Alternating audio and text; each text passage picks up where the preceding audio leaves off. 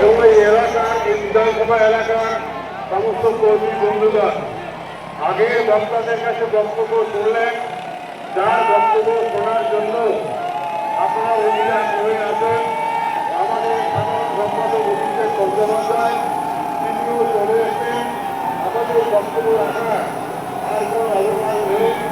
আমরা সবাই কাছে আবেদন করব যে আগামী বিধানসভা নির্বাচনে এই